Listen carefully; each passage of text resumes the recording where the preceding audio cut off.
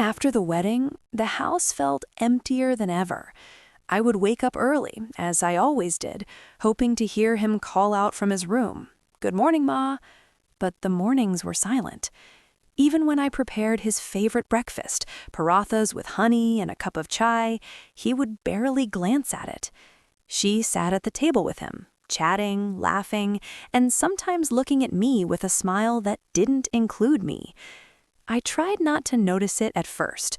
I told myself, it's just the excitement of newlyweds. He'll come back. But days turned into weeks, and weeks turned into months. Calls went unanswered. When he did come home, it was rushed, polite, distant. The little conversations we once had about school memories, cricket matches, childhood jokes were gone. Every word felt measured, every smile practiced. One evening, I sat by the window, the sky streaked with gold and pink. I watched him walk past the street, holding her hand. They laughed, sharing jokes I would never hear, moments I would never be part of. A small part of me wanted to tell him to come home, to remember, to pause and look at me once more. But another part knew he had already decided. He had chosen her life, her home, and her rules over the one he grew up in. "Ma, I can't stay long today," he said one night as I prepared dinner. I had made aloo paratha, knowing it was his favorite. I had even stayed up to make the dough soft, the spices just right, but he didn't seem to notice. "Do you want some help with the dishes?" I asked softly. "No, Ma, we're leaving soon," he replied, a gentle firmness in his voice that stopped me mid-step. I smiled. "Okay, just take care of yourself, Armin." He nodded and left before I could say more. I stood there, staring at the empty doorway, the scent of parathas lingering in the air like a memory that refused to fade. It wasn't just the small moments that hurt, it was the unspoken ones, the absence of phone calls, the lack of interest in the little things I used to know about him, his friends, his favorite songs, the cricket match he had been so excited about. Everything I had once shared with him, every secret, every hope, every worry seemed to vanish as though it had never existed. I tried to talk to her. Once I found the courage to ask her gently, "Can we have tea together tomorrow, just the three of us?" She smiled politely but shook her head. "I think Armin and I need some private time, Ma. Maybe another day." I nodded, forcing a smile, though inside I felt a pinch of cold sadness. Another day never came. Days stretched into weeks and months. My home felt like a waiting room. I waited for him, waited for a sign that I still mattered, that the bond we shared was not broken. But it felt as if the walls themselves had forgotten my presence. I began to notice other things too. Gifts I sent him would arrive unopened. Cards I wrote with careful words of love were left on the side, ignored. I remember one afternoon, a small envelope sat on the table, its edges curled from neglect. I had written, "I hope you are happy. I hope you know I love you always." When he came home, he glanced at it and muttered, "Thanks, Ma," before slipping it into a drawer. That drawer became a metaphor, the way I existed in their life without being seen. Sometimes I would overhear snippets of their conversations, the laughter, the plans for holidays, the inside jokes. I would pause, listening from the doorway, hoping to catch a word from him that included me. But nothing ever came. I realized that the person who once shared every thought with me had grown a new world, one I was not allowed to enter. There were other small, cruel reminders. I would offer help in the kitchen during visits. She would decline, saying, "It's fine, Ma, we've got it." At first, I thought it was just politeness, but the tone became sharper, firmer. A boundary I had never crossed in the past was now being drawn for me. Not gently, but clearly. One day, as I was folding laundry, I overheard her tell him, softly, "Maybe it's better if your mother visits less often.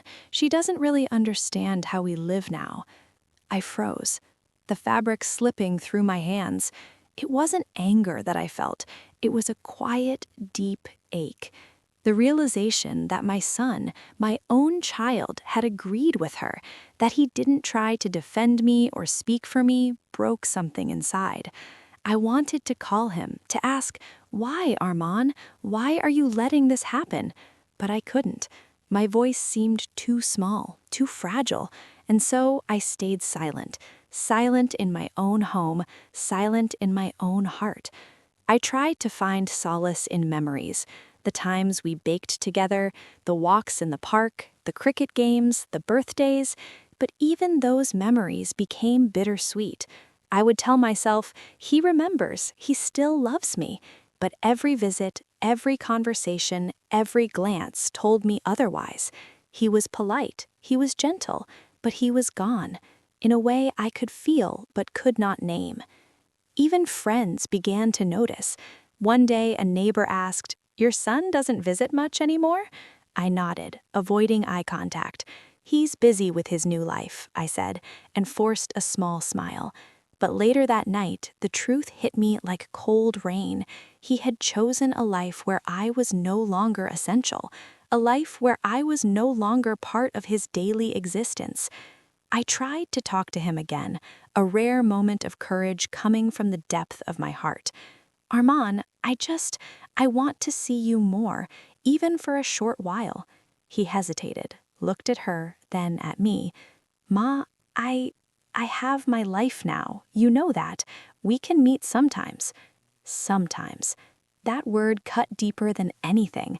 I nodded, my throat tight, my hands trembling slightly.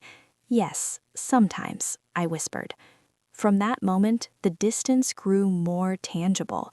My home, once filled with laughter and warmth, now felt like a museum, a place full of memories I could visit but no longer live in. I began to notice how small gestures that once carried love, a shared cup of tea, a gentle smile, a hand on my shoulder, were gone. The table where we used to eat together sat empty in their absence. The kitchen smelled of meals I cooked alone, tasted of memories rather than warmth.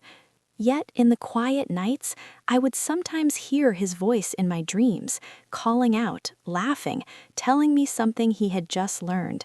I would wake up with tears in my eyes, reaching out to an empty bed, an empty chair, an empty life that once had a fullness I could no longer touch. Even the neighborhood kids, who once ran to our home for cookies or a smile from Armand, began to stop by less often. I realized that our lives, our little world, was shrinking. The boy who had made our house feel alive had built a new one elsewhere, leaving mine hollow and quiet. I began writing letters I would never send, pages filled with memories, apologies, hopes, and questions. "Do you remember the time you fell in the park?" I would write. "Do you remember the cake I made for your birthday?" I told myself perhaps he would read them one day, perhaps he would understand what I felt. Months passed. Birthdays came and went. Festivals, once celebrated together with laughter and noise, became quiet affairs. I would cook a little extra, hope he would come, and then sit by the window, watching cars pass, watching people smile, hoping for a glimpse of the son I loved more than life itself. And still, the door remained closed, not just physically, but in his heart. A wall built slowly, brick, by distance, politeness, and perhaps new attachments that left no room for the past. The pain was quiet, it was slow, it was constant. But it taught me something I didn't know I could feel, that love, even when unreturned, doesn't vanish. It lingers, it waits, it holds you steady even when the people you cherish most step away.